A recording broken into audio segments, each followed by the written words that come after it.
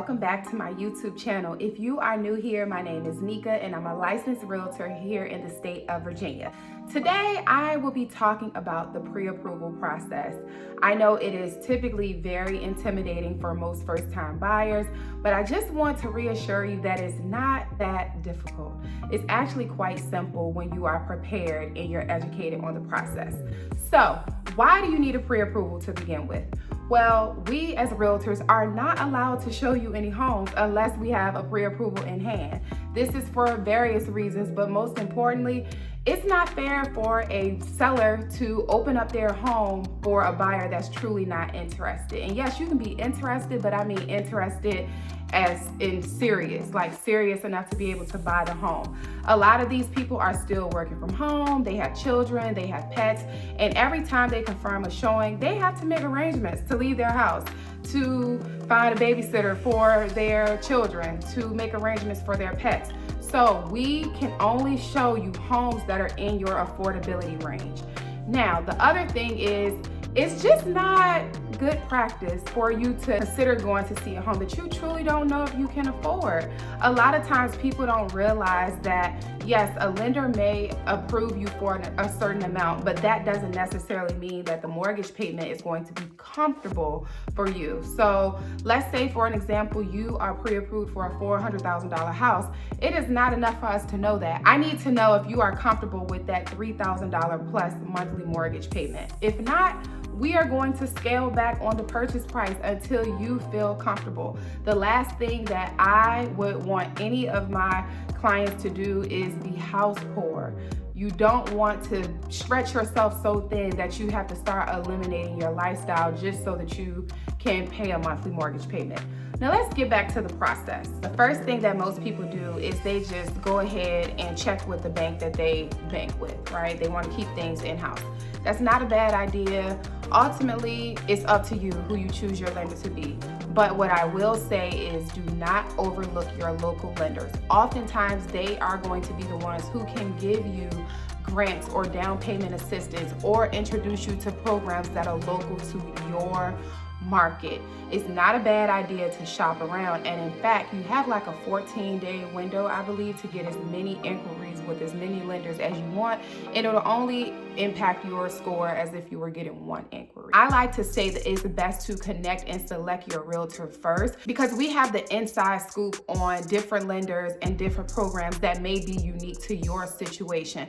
Sometimes bigger banks, they might not be as flexible with debt to income ratios, and maybe your debt to income ratio isn't the best. We may be able to connect you with a lender that's suited for your needs. So select your realtor first, talk through your whole profile, be honest. That's the thing. You need to be honest with us about your credit, about your employment history, about your debts, because we literally are problem solvers, but we can't help solve problems effectively if we don't know the truth and we don't have all the context.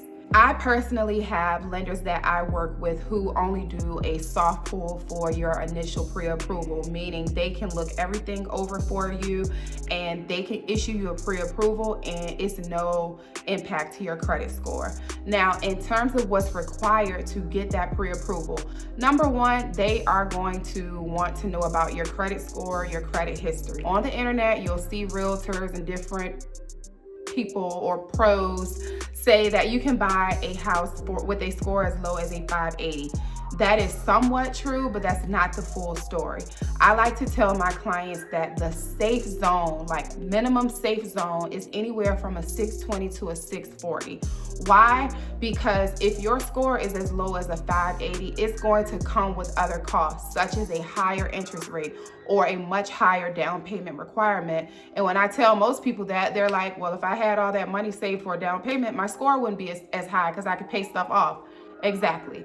So try to get as close to a 620 to 640 as possible before trying to buy a home. That'll begin to open you up to opportunities as far as down payment assistance and grants. A lot of those programs do have credit score minimums, and most of the time they're gonna land between a 620 and a 640. As far as your credit history, it's okay to have some bad negative items on your credit report. Life happens.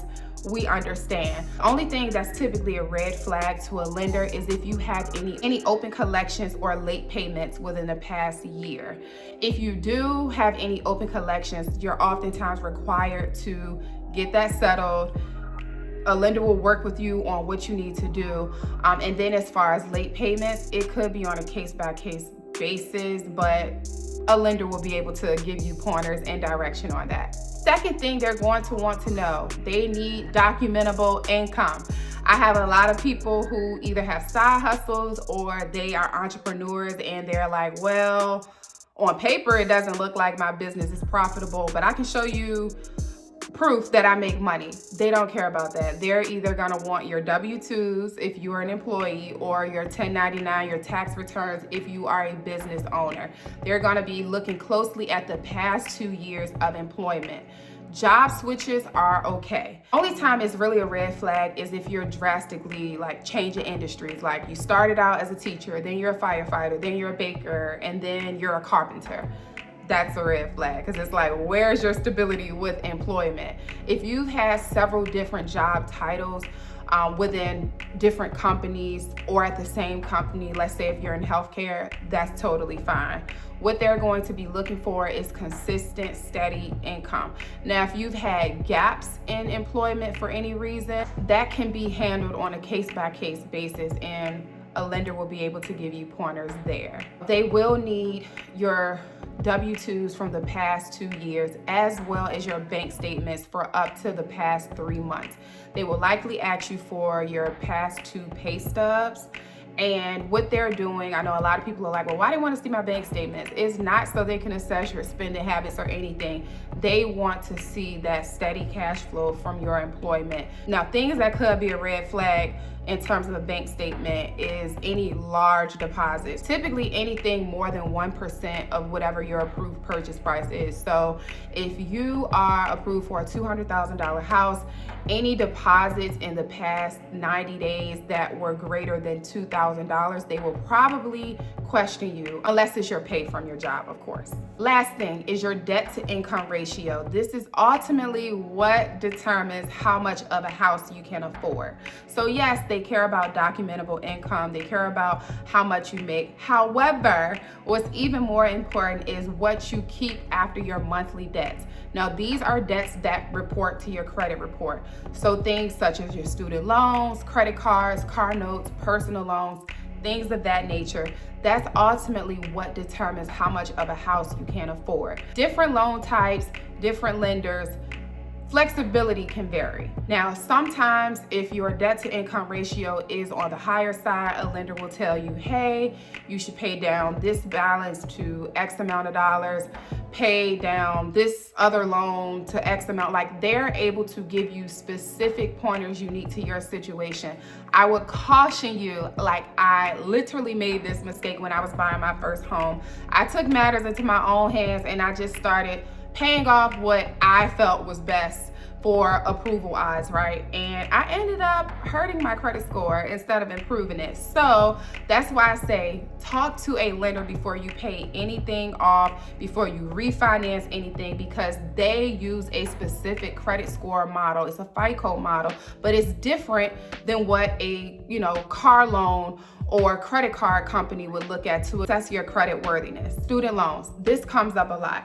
Over the past few years, a lot of people have put their student loans into some type of deferment plan. If you know you want to buy a house within the next 3 to 6 months, I beg you, please take your student loans out of deferment and try to get on a payment plan that's driven by your income. Like, try to get the minimum payment possible, smallest payment possible, because if not, even though you aren't making any payments on your student loans at the moment, a lender still has to factor in a payment once those loans are out of deferment. Now, some lenders will take 1% or 0.5% of whatever your student loan balance is, and they count that as a monthly payment. Let's say you have $100,000 worth of student loan debt. 1% would be a $1,000 payment per month. 0.5% would be $500 payment per month.